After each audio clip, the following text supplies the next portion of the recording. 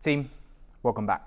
Today I'm going to take you through what I believe is probably one of the best hip opening sequences out there. This is what I call the ultimate stretch, sometimes called the greatest stretch in the world.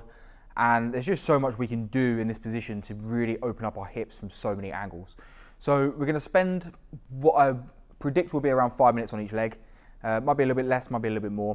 But we're just going to kind of go through a sequence on both sides of really opening up the hips. We're going to get a little bit of work done on the ankle as well. But it's predominantly a hip session. So you're not going to get any equipment for today. We're just literally going to use our body weight and the mat. All right, so get yourself somewhere comfortable to come down. Maybe pour yourself a large glass of whiskey, because this session is going to feel like it's going to go on forever. I want to talk you through it and we get through it together. So I'm going to start on my left side. I recommend you also starting on your left side just to make it easier to follow the instructions as we go. So the first thing we're going to do is we're just going to take this left leg up into a low lunge position, right? So I want to take the right leg back. Knee's going to stay on the floor, but I want your right knee behind your right hip. Okay, so right knee behind right hip, which is going to get some flexion into this, or some extension into that right hip. Other leg is going to come forward. And what I want to do on this whole sequence, until I tell you not to, is keep this foot completely flat on the floor. So I'm going to use my hand there a little bit. You can kind of just be conscious of that. You can also use your hands if you want to. But the idea is we're keeping this foot flat on the floor. Now this is position one. And what I'm going to get us to do is just noodle around in this position. And what I want to kind of get into your mind is that even in these kind of static positions, we're doing something called noodling. And from here, all I'm doing is I'm kind of just moving around in this position. I'm just kind of reaching forward, seeing how that feels. Maybe kind of pushing it to the side a little bit, see how that feels, coming the other way. And if you imagine kind of like going from a central point and then just coming out at different angles of that and just touching the end range and just moving around. So this is position one. I'm just going to spend a little bit of time noodling in this position. And this shouldn't feel too bad. We haven't taken this back leg off yet. If you're tight in the hip, you might be feeling it a little bit in this left hip. If you're tight in this right hip flexor, you might be feeling it a little bit in the right hip flexor. But this shouldn't be too bad. Not kind of too drastic, right? So just noodling around in this position. Moving around, keeping an eye on my breathing. And just kind of getting a little bit of work done in this first position. Trying to keep this foot flat on the floor. Trying to get a little bit of kind of roll from the ankle. A little bit of flexion in the ankle maybe if I want to come forward. But really trying to keep this right knee behind my hip. All right, we've got some pretty good work done there. Now what I want us to do is kind of start reaching across from side to side. So keeping this foot on the floor, I can keep my hand there if I want to. I'm just going to open up my right hand and I'm going to try and pull my belly button round to the right. So I'm pulling my belly button away from this knee and away from this side. So as I pull my belly button to the right, I can have my hand on my left foot if I want to, or I can even put my hand on my left knee, push that left knee out, keeping the left foot flat on the floor.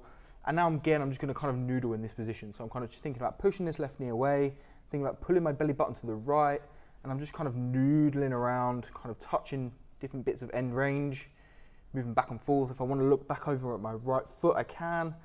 Trying to keep that left foot on the floor. But it's really kind of thinking about the belly button and getting this turn. Getting a little bit of thoracic turn from here as well. I can reach forward, I can kind of drop my chest down a little bit if I want, see how that feels. I'm just noodling around on this side. Cool. Now we're going to do the opposite. So my right hand's going to tuck in. My left hand can come up onto my knee if I want to, if I want to kind of support it. But now I'm pulling my belly button towards my left shin. So belly button towards left shin, just rotating around that side now. And again, I can look over my shoulder if I want to.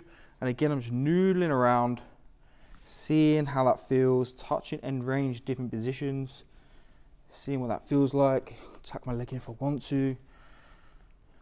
Just kind of investigating these end range positions. And we're spending a lot of time in, I particularly like the right leg in this stretch, even on this side, because we're spending a lot of time in hip extension on that right side, and very rarely do we spend a lot of time with our knee behind our hip. Most of the time it's in front of our hip like this. If we're walking, sometimes it will get a little bit there, but very rarely. So I'm just noodling around, pulling my belly button to the left, pulling this around, nice. And if you've got it and you've got the space, and we can kind of drop down onto your elbow, and we can do that as well, see how that feels. Just noodling around, pulling it in. Cool, come back up to the middle. And now what we're going to do is we're going to tuck this left foot over now to the right side. So it's actually now, this left foot is now in the middle of my belly button, right? And I'm just going to let that left knee drop out and my left foot drop onto the side of my foot. And this is going to get a little bit more external rotation of this left hip. And we're just going to again noodle around in this position. Just noodling around, can come back if I want to. See how that feels. Cool, I can then just turn a little bit to my right if I want to. See what that feels like. You're probably screaming at me saying that's enough, let's go on to the other leg. Let's just do a little bit more, turn to my left. Cool, and dismount. And that is some good work on that side. So let's just check that quickly. Just come back up, come into your deep squat, and just check how that feels. Like, I just feel like I've got tons of room this side. That just feels crazy different. I don't know if you feel that, but for me, that just feels super good. So we know we've done some good work. Now let's fix the other side. So, right foot comes forward into our low lunge. And the first thing you're going to feel is, oh my God, this side is super tight. Well, maybe, but it's more because we've just done loads of good work on the other side. So remember where we were. Left hip in extension. This knee coming round. Right foot now is completely flat on the mat. And we just noodled around in this position, just kind of touching end range from different positions, just seeing what that feels like, staying fairly neutral with our rotation at the moment, seeing how this feels. By the way, this is an unbelievable warm-up if you're about to train lower body. Today actually I'm going to be training legs, so doing some squats. This is just an unbelievable warm-up for that. And if you struggle with your hips, if you struggle, for example, with your deep overhead squat in the test, or if you struggled with internal or external rotation of the hips, then this would be an amazing warm-up for you before you go and hit balls. I don't expect you to be doing this at the range, but if you know you're going to be hitting balls that day, if you're going to be training that day, this is great just to spend kind of 4 or 5 minutes on each leg, noodling around, and trust me, you will feel amazing when you then go and start hitting balls. All right, remember what we've done first of all. We have the hand on the foot if we want to, or hand on the knee, and now we're pulling our belly button away to the left. So belly button to the left, opening up this hip now. I can push that knee away from me if I want to, and again, just noodling around in this position. I can take myself all the way back and look at my left foot if I want to. I can see what it looks like to kind of stay up a little bit taller. I can see what it feels like to drop my chest down a little bit. And I just want you to investigate these positions. And what's nice is we're not spending a lot of time in one position. So we're actually, because we're noodling, it never really feels that bad touching a position that doesn't feel good. Because we just touch it, we come out, we touch it again. And I'll tell you now, the more you just touch out of those positions, the easier they're going to feel. So really try and pull my belly button to the left. I got a little bit lazy then. Push that knee away. Noodling around. Notice we haven't stopped moving the whole time. We've been mobilizing the whole way. Even when we're doing something that looks like end range stretching, we're still getting so much mobilization, capsule work done. Really just touching these capsules to the end limit and the hip. Getting some work on the ankle as well. And let's spin it round now. Let's face our belly button to the right. So I'm gonna fix my foot, belly button to the right now. Now facing my leg, pulling that in. Looking over my right shoulder, noodling around. I can still push that knee out if I want to. I can tuck the knee in if I want to.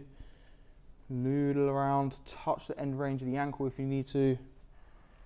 This is just getting so much work done in this hip capsule. Back if you want to, tuck back in.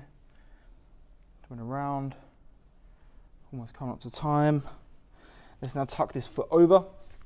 Let it drop out onto our outside of our foot. Let this knee drop in. We're not dropping all the way into pigeon, keeping this up a little bit higher. If it starts to cramp, just come back, stretch it off, come back into that position, just again touch into that end range. I don't want you to be causing yourself any real kind of cramping discomfort. Just noodling around. We've not got much longer, guys. Stay with me, you're doing great. Final few seconds. Noodle, noodle, noodle.